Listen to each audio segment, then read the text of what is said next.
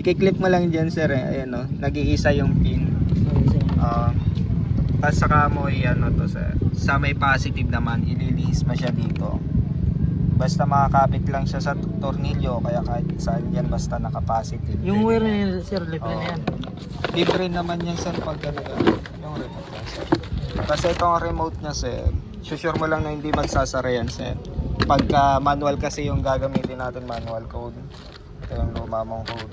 Tapos i-on mo lang yung bagong remote lagi. Yan. Tapos i-input mo lang yung code. Isang pindot ka. Tapos umiilaw, pindot na kaagad ng 1 dahil 1 to. Tapos pagka tumunog, 3, 1, 2, 3. Hanggang matapos lang yung lumang code mo, sir. 1, 2.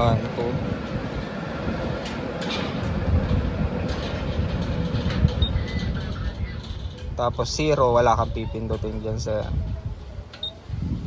Tapos 1.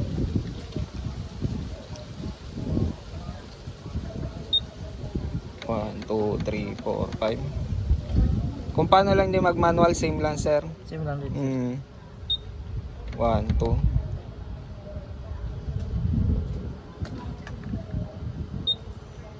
1. Pero pagka may remote kang gumagana, mas madali siya. Mas madaling i-activate. Yan sir. Diya tumanog na siya, ibig sabihin tama yung code mo. Kasi ilaw ngayon tong remote mo sir. Mag-green yan. Medyo malabo lang pero mag-green yan. Nakita mo ba sir? Mabilis lang yun sir. Ngayon tatanggalin lang natin itong wire. Tapos testing. Ayan, gumagana na kaagad. Diba yan? Ayan. Gumagana na kaagad tong remote. Tapos pagka di-deactivate natin, di-deactivate na ba natin sir?